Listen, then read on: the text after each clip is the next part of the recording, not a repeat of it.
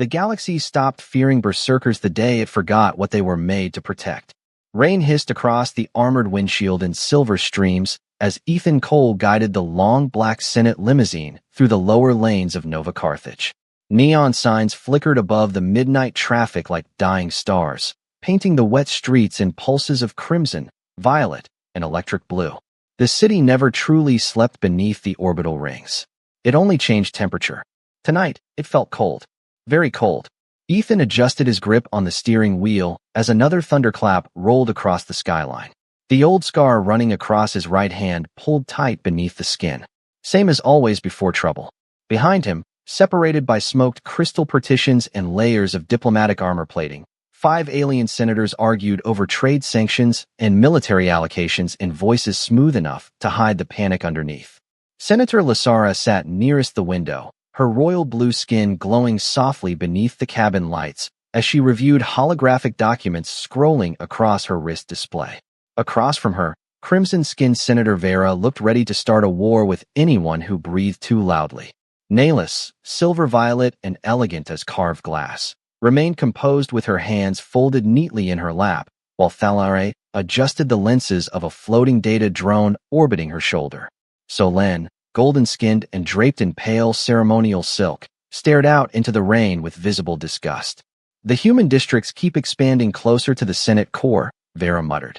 Another decade, and they'll demand full military seats. They already supply 40% of the defense fleets, Nayless replied calmly.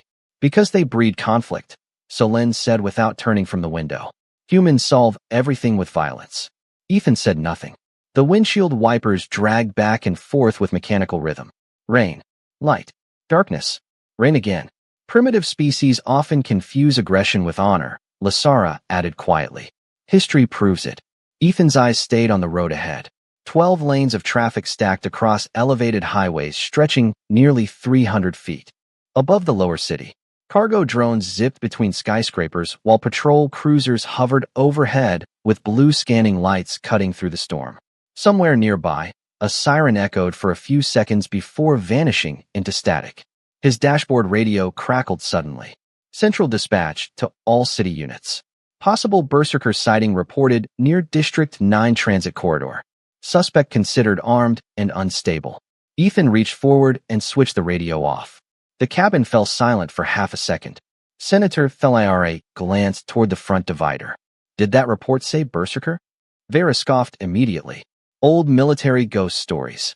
Not stories, Nayless said softly. My mother served during the frontier collapse. She saw what Berserkers did on Kepri Station. Solène folded her arms. Humans always exaggerate their legends. Ethan's jaw tightened almost invisibly. Outside, lightning flashed across the skyline, reflecting off the rain-covered glass. For an instant, his tired eyes appeared hollow in the rearview mirror. Not angry, just exhausted. The limo descended into the lower transit arteries where the skyscrapers crowded tighter together, blocking most of the sky. Steam rose from sewer vents in thick clouds while old neon advertisements buzzed overhead with missing letters and distorted holograms. Ethan checked the side mirrors automatically. A black utility vehicle had followed them through the last 3 intersections. Same distance. Same lane changes. His pulse slowed instead of rising. Training did that. Fear sharpened civilians. It calmed soldiers. Ethan touched the concealed panel beneath the steering column. Hidden systems came alive silently beneath the limo's frame. Reinforced tires. Signal scramblers. Emergency armor seals. Old habits. In the back seat, the senators continued talking. The human military budget should be reduced, Vera insisted. They no longer face extinction threats. Ethan looked again into the mirror. The black vehicle was closer now. Too close. Another car slid beside it from the adjacent lane. No registration lights. No city markings. Ladies, Ethan said calmly, his deep voice cutting through the cabin for the first time in nearly 20 minutes. All 5 senators looked up. You may want to secure your restraints. Lasara frowned slightly. Why?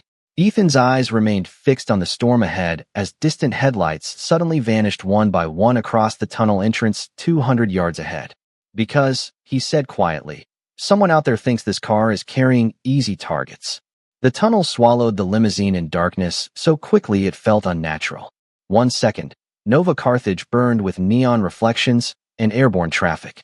The next, the armored vehicle descended beneath layers of steel and concrete, where old maintenance lights flickered weakly against wet walls stained by decades of engine smoke. Ethan eased his foot off the accelerator. The electric motor hummed softly beneath the floorboards while rainwater dripped from overhead pipes in slow metallic rhythms. Behind him, the senators sensed the change immediately. Conversations died. Even Senator Vera stopped arguing long enough to glance toward the dark tunnel ahead. "Why are we slowing down?" Solen asked. Ethan checked the mirrors again.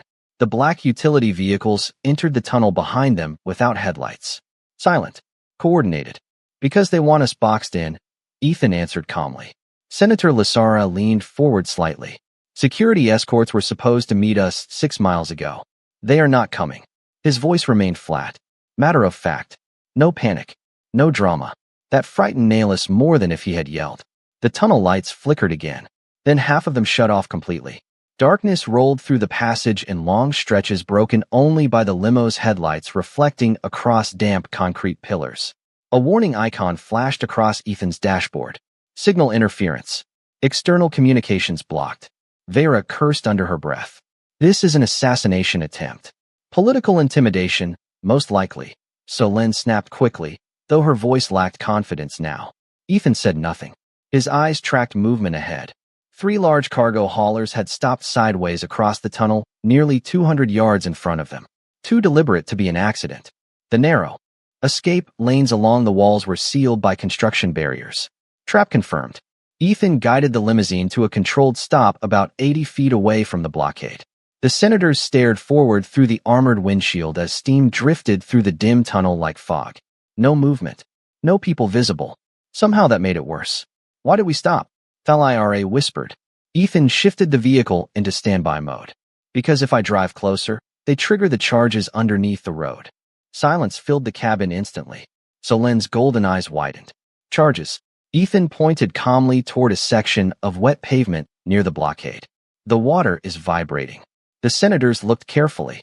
Tiny ripples trembled across the puddles near the concrete seams. Nahlis inhaled sharply as realization hit her. Explosives. Military grade. Ethan unfastened his restraint harness. Slow. Methodical. Like a man standing from dinner instead of walking into danger. "Remain inside the vehicle," he said. "The armor plating should withstand small arms fire." "Should?" Vera snapped. Ethan reached beneath the dashboard and unlocked a concealed compartment. Inside rested a compact matte black sidearm alongside an old metallic identification tag hanging from a worn chain. The instant the compartment opened, Nahlis froze. Her silver-violet skin lost color. She recognized the insignia burned into the metal. A snarling wolf skull surrounded by fractured stars. Ancient. Feared. Buried from official history archives decades ago. Berserker Division. Ethan picked up the identification tag for half a second before slipping it into his jacket pocket. His expression never changed, but his hand tightened slightly around the chain before letting go. Senator Lasara noticed. "Driver," she said carefully. "Where did you get that?" Ethan checked the sidearm's power indicator. Green light. Fully charged. "Long time ago."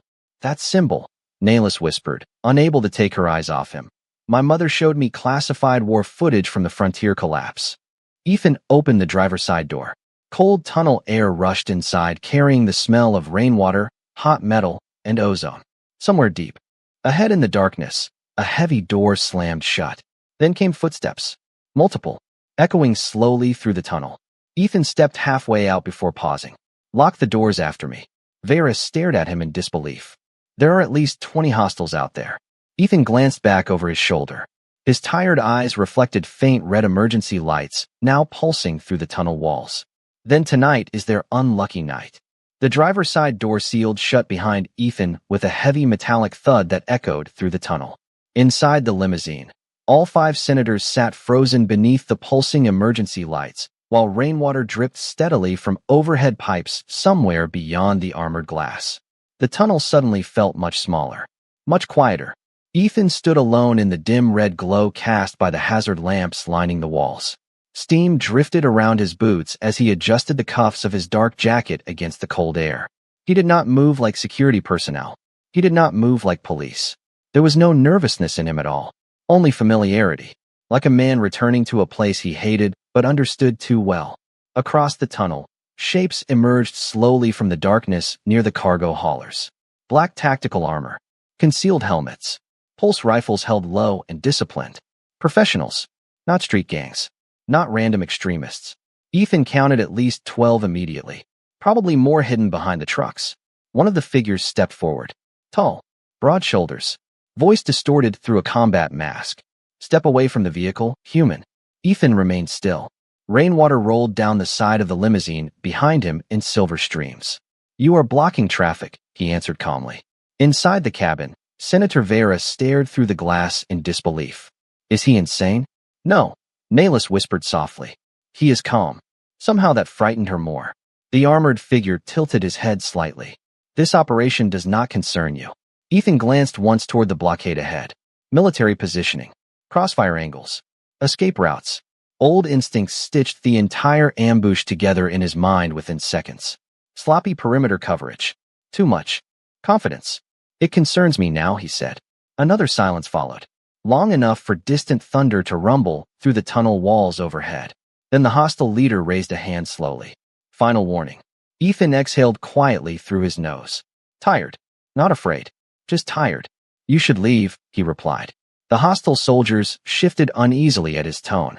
Even through armor and voice filters, people recognized certain things instinctively. Men who wanted violence sounded loud. Men who survived violence sounded quiet. Behind the limousine glass, Senator Lasara studied Ethan carefully for the first time since the night began. His posture was wrong for a civilian. Too balanced. Too aware of every angle around him. Even now, standing alone against armed attackers, his breathing remained slow and measured. Who is he? Solen whispered. Naylus never looked away from the windshield. My mother told me berserkers could sense danger before military scanners detected it. Vera scoffed automatically, but weaker this time. Propaganda. No, Naylus said softly. Fear. Outside, one of the hostile soldiers suddenly moved toward the limousine's rear flank. Fast. Tactical. Ethan reacted instantly. Not dramatically, just efficiently. He stepped sideways once, placing himself directly between the attackers and the vehicle before anyone inside even realized what happened. The movement was smooth enough to feel mechanical, trained beyond conscious thought. The hostile soldier stopped immediately. Every rifle in the tunnel shifted toward Ethan at once. Red targeting beams cut through drifting steam and reflected faintly across his jacket. Still, Ethan did not reach for his weapon. Last chance, the leader warned. Ethan looked at the trembling red dots scattered across his chest. Then he slowly lifted his eyes toward the men aiming at him. You boys ever hear what happened on Titan Ridge? The tunnel went silent. Completely silent. Even the soldiers stopped moving. Inside the limo, Naylus felt her stomach tighten. She recognized the name instantly from restricted historical briefings sealed by the Senate itself. Titan Ridge. The battle where an entire invasion fleet vanished inside 72 minutes during the Frontier collapse. Official casualty numbers remained classified even after 30 years. One of the armored attackers took a half-step backward unconsciously. Ethan noticed. Yeah, he said quietly. I was there. For the first time since entering the tunnel, fear finally appeared on the hostile leader's voice channel. Small, barely noticeable, but real. Impossible, the man muttered. Ethan's eyes reflected the dim red emergency lights like dying embers beneath the storm-dark tunnel ceiling. That is what the last army said too. For several long seconds, nobody moved. Rainwater dripped steadily through cracks in the tunnel ceiling while red emergency lights pulsed across wet concrete and black armor. The hostile soldiers kept their rifles raised, but the confidence from earlier had vanished. Ethan could see it in the way their stances shifted now. Tiny hesitations. Uncertainty. Fear did not always scream. Sometimes it just tightened the shoulders. Inside the limousine, Senator Naylus struggled to steady her breathing. Her mother had once described berserkers the same way survivors described natural disasters. Not evil, not cruel, simply unstoppable once war reached them. The stories had sounded exaggerated when she was young. Human propaganda designed to glorify soldiers. But now she watched Ethan standing alone beneath the tunnel lights, and suddenly those old stories no longer felt impossible. The hostile leader recovered first. Berserkers are extinct, he barked through the distorted mask speaker. Ethan tilted his head slightly. Most are. You expect us to believe one driver survived the frontier collapse. Ethan looked toward the ceiling for a moment as thunder vibrated faintly through the city above them. No, he answered quietly. I expect you to leave before this gets worse. Senator Vera stared through the armored glass at Ethan's back. She had spent her entire political career arguing that humans relied too heavily on military mythology. Yet nothing about the man outside looked theatrical. That disturbed her more than if he had acted heroic. He looked tired, like someone carrying a weight too old to put down. One of the attackers suddenly activated a portable jammer device clipped to his armor. The tunnel lights dimmed further. The limousine dashboard flickered. Defensive systems strained against the interference pulse. Ethan noticed immediately. You are using old Federation equipment, he said calmly. Black market surplus. The hostile leader sounded irritated now. You know military hardware? Ethan almost smiled. Not amusement. Something colder. Sadder. I know who trained the people who built it. Silence again. Then another voice crackled through the attacker's communication channel. Nervous. Younger. Commander, we should abort. Ethan heard it too. His expression did not change, but Nahlis noticed his eyes soften for half a second. Like hearing a memory he wished he could forget. Smart kid. Ethan murmured.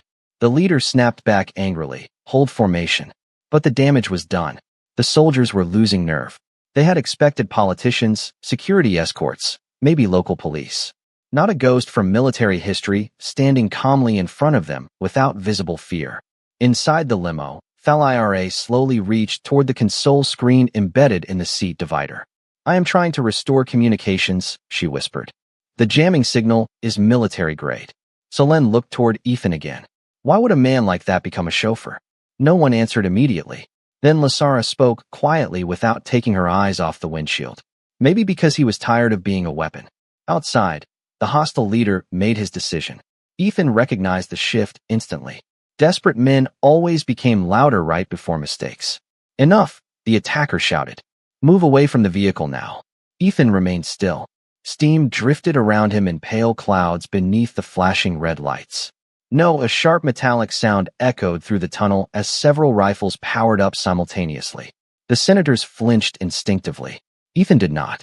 Instead, he slowly removed his dark gloves one finger at a time and placed them on the hood of the limousine beside him. Old scars covered both hands. Burn marks. Surgical lines. Damage layered over damage from years. No civilian could imagine. Vera swallowed hard. What did they do to him? Nahlis answered softly. What governments always do when they are afraid. Ethan flexed his fingers once before speaking again. You still have time to walk away. You think one man scares us? The leader demanded. Ethan finally looked directly at him. His gray eyes reflected the tunnel lights like cold steel beneath the rain-soaked darkness. No, he said quietly. I think memory does. Then somewhere deeper in the tunnel behind the attackers, a low mechanical sound echoed through the darkness. Heavy doors opening.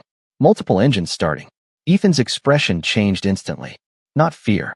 Recognition. And for the first time all night, the last Berserker looked genuinely worried. The sound grew louder beneath the tunnel floor. Heavy engines. Industrial grade. Not civilian transports. Ethan's eyes narrowed as he stepped closer to the limousine. Every muscle in his body suddenly alert in a way the senators had not seen before. The attackers noticed it too. Their leader turned sharply toward the darkness behind his men. Report. He barked into his helmet comms. Only static answered. Then the tunnel lights flickered again. Once. Twice. Gone.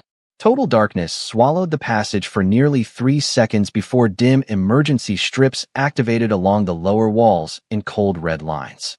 The atmosphere inside the limousine shifted instantly. The senators could hear their own breathing now. Hear rainwater sliding down steel beams overhead.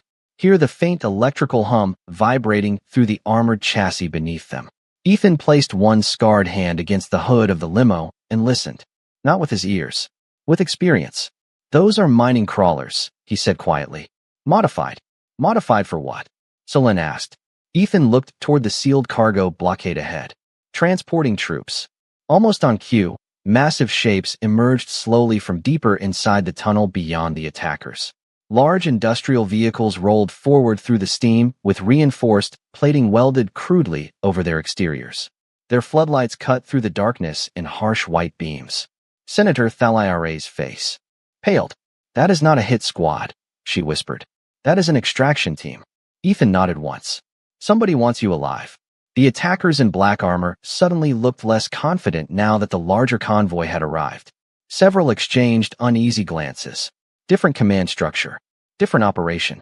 They had not expected outside interference either. The lead crawler came to a stop nearly 100 feet behind the ambush line. Hydraulic doors hissed open slowly along its side. Figures stepped out wearing gray tactical armor without insignias. Cleaner equipment. Better discipline. Professional mercenaries. Ethan's expression darkened immediately. He recognized the formation pattern before the first man even spoke. Corporate military, he muttered. Private contractors. One of the gray-armored officers removed his helmet as he approached. Human. Mid-50s. Gray hair cropped short. Calm eyes. The kind of face built by too many years around conflict. He looked directly at Ethan and stopped walking. Well, the man said softly. This explains the missing patrol teams. Ethan's jaw tightened almost invisibly. Brenner. Inside the limousine, Nahlis noticed the change in Ethan's voice immediately. Not fear. Recognition mixed with disappointment. The man called Brenner glanced briefly toward the limo windows before returning his attention to Ethan. You disappeared after Europa Station, he said. Most people assumed you finally drank yourself to death somewhere quiet. Ethan did not answer. Rainwater dripped steadily from the tunnel ceiling between them. Brenner studied him for another second before sighing lightly. You should not have taken this route tonight. You should not be here. Brenner gave a faint smile that never reached his eyes. Still talking like a soldier. Ethan folded his arms slowly. Still acting like a salesman. The mercenary commander laughed once under his breath. Fair enough. Behind him, more gray-armored operatives spread through the tunnel in organized formation while the original attackers stepped aside uneasily. Even they seemed uncomfortable around the newcomers. Senator Vera stared through the glass. Who was that man? Ethan answered without turning around. Someone who used to clean battlefields after berserkers finished fighting. Silence followed. Even Solène looked unsettled now. Brenner glanced toward the limo again. You know this is bigger than politics, Ethan. It always is. Then do not make this difficult. Ethan looked down briefly at his scarred hands before lifting his eyes back toward the older man. You brought extraction vehicles into a civilian tunnel beneath the Senate district. Brenner's calm expression hardened slightly. Because we are running out of time. Somewhere above them, the city trembled faintly as thunder rolled across Nova Carthage again. Then the tunnel speakers crackled to life unexpectedly with emergency broadcast static. A terrified voice echoed through the darkness. Attention all districts. Unidentified attacks reported across the Senate core. Multiple infrastructure failures detected. Civilian evacuation protocols now active. Ethan closed his eyes for half a second. Just half a second. But Nahlis saw it through the glass. Exhaustion. Real exhaustion. Like a man watching history repeat itself. Brenner spoke quietly now. You hear that? Ethan opened his eyes again. Cold. Focused. Yeah, he said. And I know exactly who started it. The emergency broadcast dissolved into static, but the silence afterward felt worse. Red warning lights continued pulsing across the tunnel walls while distant sirens echoed faintly through layers of concrete somewhere above the city. Ethan stood motionless beside the limousine, rainwater sliding from his dark jacket in thin streams. Brenner watched him carefully across the wet pavement. The older man looked less like a mercenary commander now and more like someone carrying terrible news. How many districts? Ethan asked quietly. Brenner hesitated. At least 7 confirmed blackouts. Ethan lowered his eyes for a moment. 2 coordinated. That is why we came for the senators. Brenner gestured toward the armored limo behind Ethan. Someone is targeting the planetary government itself. Senator Vera pressed closer to the glass divider inside the vehicle. Then extract us now, she snapped. That is your assignment, correct? Brenner glanced toward her briefly, but answered Ethan instead. The central transit network is collapsing. Riots have already started in the lower sectors. Ethan's jaw tightened. Civilians? Brenner gave a small nod. Thousands trapped underground. No one inside the limousine spoke after that. Even Solène looked shaken now. Nova Carthage housed nearly 80 million residents stacked across vertical districts and orbital sectors. If the transit grid failed during a storm evacuation, panic alone could kill people. Ethan looked toward the dark tunnel behind Brenner's convoy where cold white headlights glowed through drifting steam. Who funded this operation? He asked. Brenner exhaled slowly through his nose. You already know. Ethan did know. That was the problem. 30 years ago, during the final years of the frontier collapse, entire corporations had grown rich from endless war. Weapons manufacturers, security conglomerates, private armies. Peace had nearly destroyed them afterward. Berserkers ended the war too effectively, and governments feared what remained afterward. The Dominion Group, Ethan said quietly. Brenner did not deny it. Senator Nahles felt a chill move through her spine. Everyone in the galaxy knew the Dominion Group publicly denied any connection to military activity after the collapse treaties. Yet their influence reached nearly every major government system. Why attack the Senate? Lasara asked from inside the limo. Brenner looked toward her this time. Because fear changes laws faster than diplomacy. Ethan gave a tired laugh under his breath. No humor in it at all. Same playbook. The public panics. Emergency powers activate. Military contracts expand overnight. Brenner folded his arms. And this city becomes a fortress by morning. Ethan stared silently at the rain-soaked ground between them. For a moment, the senators saw something inside him shift. Not anger. Recognition. Like hearing an old nightmare return after years of silence. Titan Ridge, Ethan murmured softly. Brenner nodded once. They tested the model there first. Inside the limo, Nahles suddenly understood. The frontier collapse had not only been a war, it had been profitable. Entire worlds burned while corporations sold protection to frightened governments. And Berserkers had become too effective at ending the cycle. Too independent. Too difficult to control. Ethan slowly rubbed the scar crossing his right hand. You said you came for the senators. Because they are next. Brenner looked directly toward the limo. The attacks above are distractions. The real target is the emergency succession vote happening beneath Senate Tower in 40 minutes. Lasara's eyes widened instantly. The continuity chamber. Brenner nodded grimly. If those delegates die tonight, Dominion-backed officials take control of emergency authority across 3 systems. Silence crushed the tunnel again. The senators finally understood the scale of what was happening. This was not an assassination. It was a coup hidden beneath chaos. Ethan closed his eyes briefly as thunder rolled overhead once more. How many children are in the lower transit shelters? Brenner frowned slightly. What? Ethan opened his eyes. Hard now. Focused. The shelters beneath Senate District. During emergency evacuations, they move school transports underground.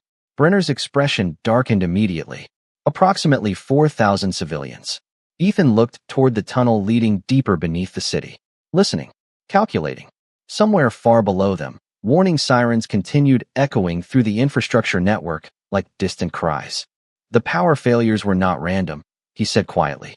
They are hurting people. Brenner understood instantly. His face lost color. Dear God. Ethan turned toward the limousine at last. The senators watched him through the rain-covered glass while red lights flickered across his scarred face. They are not trying to seize the Senate, he said softly. They are trying to make the galaxy beg for another war. For a long moment, nobody inside the tunnel spoke. The storm above the city groaned through layers of concrete, while emergency sirens continued echoing faintly from somewhere far beneath Nova Carthage. Ethan stood beside the limousine with rainwater dripping from his hair and jacket, staring into the darkness ahead like he could already see the disaster unfolding below the streets. Brenner stepped closer.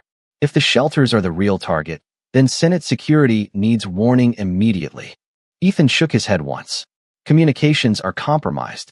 By the time anybody believes the reports, it will already start. Then we move now. Vera snapped from inside the limo. The senators still need protection. Ethan finally turned toward the armored glass. Red emergency lights washed across his tired face in slow pulses. Protection from what? He asked quietly. Political fallout. Vera stiffened. Billions of lives depend on the Senate. And 4,000 children are trapped underground right now. Silence hit the cabin like pressure. No one answered him. Even Vera looked away first. Brenner studied Ethan carefully. You were thinking about going down there. Ethan did not deny it. The older man cursed softly under his breath. You cannot hold an entire shelter system alone. I know. Then why? Ethan looked toward the tunnel ceiling where faint vibrations rolled through the concrete like distant thunder. Because somebody should. Nahles felt something tighten painfully in her chest hearing that answer. No speeches. No heroics. Just a tired man making a choice nobody else wanted to make. Brenner ran a hand across his weathered face. Listen to me carefully. Dominion already controls parts of the transit grid. Their contractors are moving through maintenance sectors right now. If you go underground, you are walking into a kill box. Ethan almost smiled. Would not be my first. Brenner stepped closer, lowering his voice. This is different. Ethan looked at him calmly. No, it really is not. The words carried too much history behind them. Too many years. Inside the limo, Solène stared at Ethan in disbelief. Hours earlier, she had considered him another emotionally unstable human veteran barely qualified to drive diplomats through the city. Now she watched him prepare to walk willingly toward thousands of frightened civilians, while every powerful person in the tunnel focused on saving themselves first. The realization unsettled her more than the gunfire ever had. Ethan opened the driver's side door and leaned into the vehicle briefly. The senators watched him silently as he accessed hidden controls beneath the dashboard. The limousine's internal systems shifted instantly. Reinforced shutters sealed over portions of the windows. Defensive countermeasures armed automatically.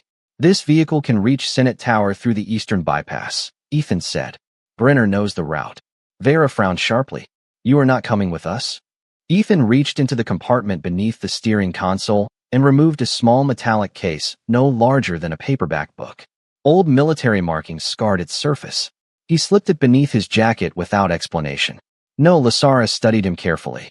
You intend to enter the sheltered districts alone. I intend to buy evacuation time. That is suicide, Solène whispered. Ethan paused beside the open door. Rainwater slid from the tunnel ceiling behind him in silver streaks, while red lights reflected across the wet pavement around his boots. Maybe, he admitted quietly. But panic spreads faster than fire underground. Brenner looked genuinely angry now. You are one man, Ethan. Ethan glanced toward the darkness beneath the city. That used to be enough. The words landed heavily in the tunnel. Not arrogance. Memory.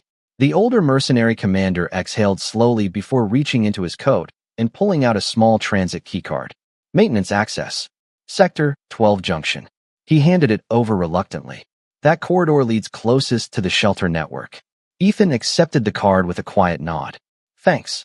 Brenner hesitated before speaking again. There is one more thing. Ethan looked up. Brenner's voice dropped lower. Dominion deployed something else tonight. Ethan's eyes narrowed instantly. What? The older man looked away for the first time. Not what? A low metallic sound echoed suddenly from somewhere deep below the tunnel floor. Heavy, rhythmic, mechanical footsteps. Ethan went completely still. Every instinct inside him sharpened at once. Brenner's expression darkened. Who? Even the mercenaries nearby shifted uneasily now. The footsteps continued somewhere far beneath the city. Slow, deliberate, ancient.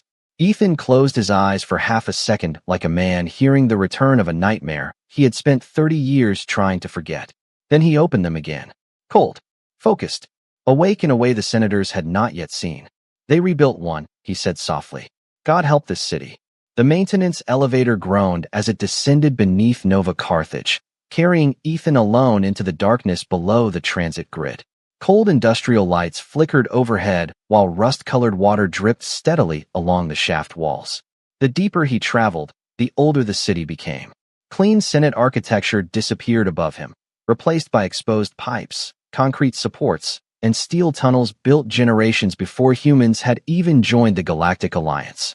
Ethan stood motionless inside the rattling platform with one hand resting near the old metallic case hidden beneath his jacket. The elevator shook again as distant impacts rolled through the underground infrastructure somewhere far below. Emergency sirens echoed endlessly now.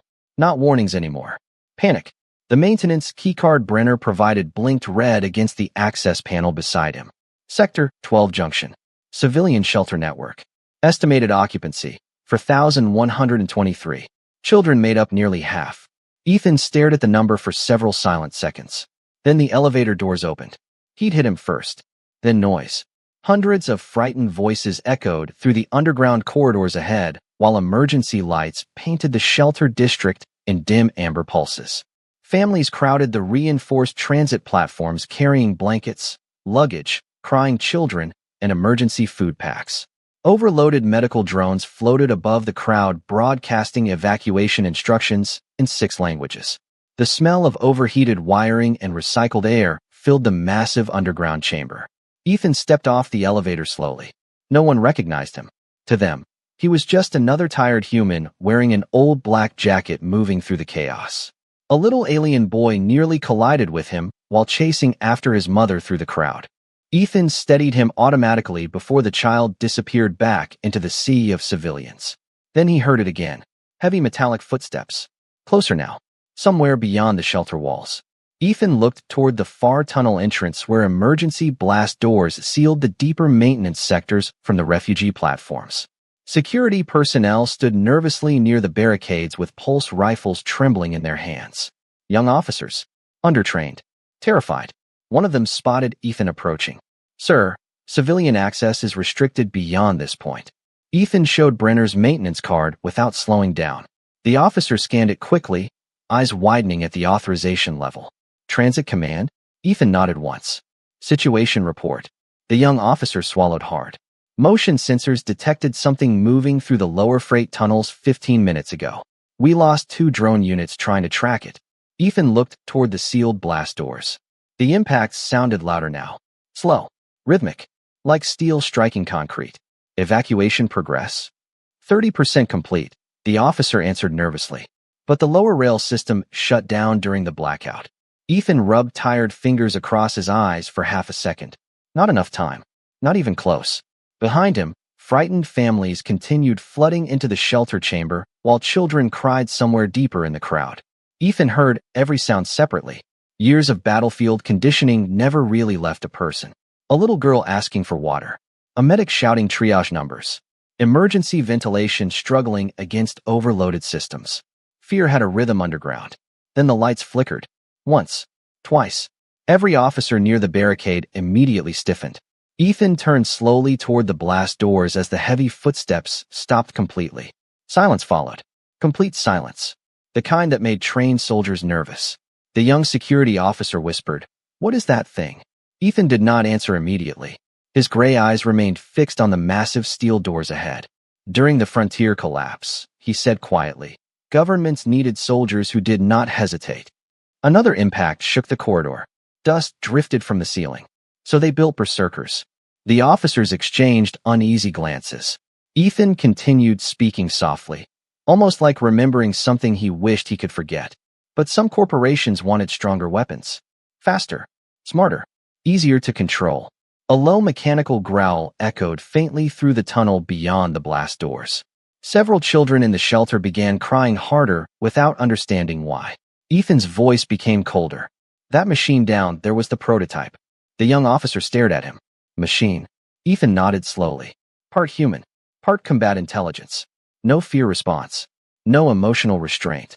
The blast doors suddenly trembled under a massive impact from the other side. Civilians screamed across the shelter platforms. Officers raised their rifles instinctively.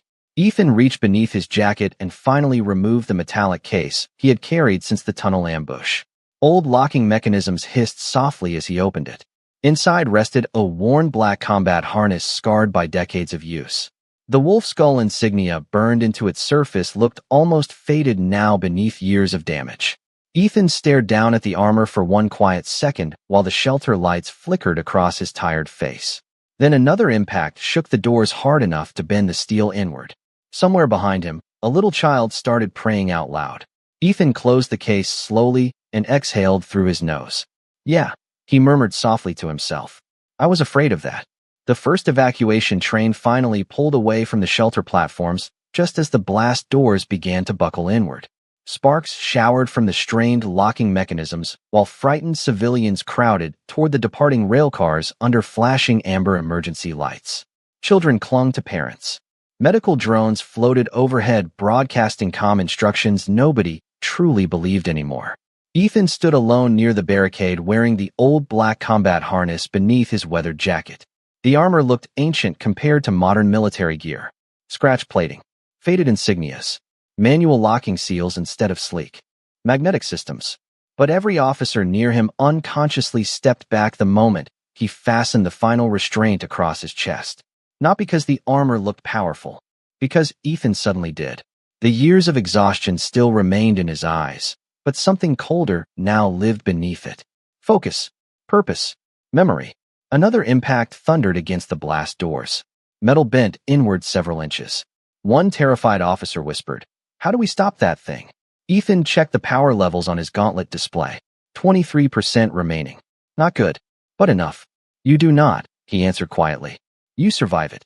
Across the shelter, evacuation alarms intensified as more trains arrived along the lower tracks. Families rushed forward carrying whatever pieces of their lives they could still hold on to. Ethan watched them for one silent second. A little alien girl with silver blue skin stared back at him from the crowd while clutching a stuffed toy against her chest. She looked frightened. Ethan gave her the smallest nod imaginable. The child nodded back. Then her mother pulled her safely onto the train. Another violent tremor shook the blast doors hard enough to crack the concrete walls surrounding them. Warning sirens screamed instantly. Structural failure imminent. Ethan stepped forward. Move the officers back to the platforms, he ordered calmly. Seal the civilian corridors behind me. The young security commander stared at him in disbelief. You cannot hold that tunnel alone. Ethan's gaze never left the failing doors ahead. I know. Then why stay? For the first time all night, Ethan smiled slightly. Tired. Human. Because somebody stayed for me once. The answer silenced everyone nearby. The officers began retreating civilians immediately, while Ethan walked slowly toward the blast doors through drifting smoke and flashing emergency lights. His boots echoed heavily against the steel floor. Old battlefield sounds. Old battlefield memories. Somewhere deep inside the shelter network, frightened children continued crying while evacuation trains roared through underground tunnels carrying survivors toward the surface. Ethan reached the barricade just as the blast doors finally tore apart with a deafening metallic shriek. Smoke and dust exploded outward into the corridor. Then it emerged, nearly 9 feet tall beneath the flashing red lights. Black composite armor fused directly into synthetic muscle structures. Pale optical sensors burned through the haze like frozen stars. Not fully machine, not fully human, something broken in between. The prototype moved forward slowly through the ruined doorway while its mechanical frame groaned beneath decades-old combat plating. Ethan recognized the serial markings immediately. Titan Division Prototype 1. Officially destroyed 31 years earlier. The thing tilted its head slightly upon seeing him. Then an ancient voice crackled through damaged speakers. Berserker identification confirmed. Ethan exhaled quietly through his nose. Still ugly as hell. The machine took another step forward. Mission parameters unchanged. Eliminate resistance. Preserve conflict conditions. Ethan closed his eyes briefly. There it was. The entire tragedy of the frontier collapse reduced to one sentence. Preserve conflict. Not peace. Not victory. Just endless fear profitable enough to sustain itself forever. Behind Ethan, the final evacuation train began pulling away from the station. The sound echoed softly through the shelter chamber. He listened to it disappear into the distance before opening his eyes again.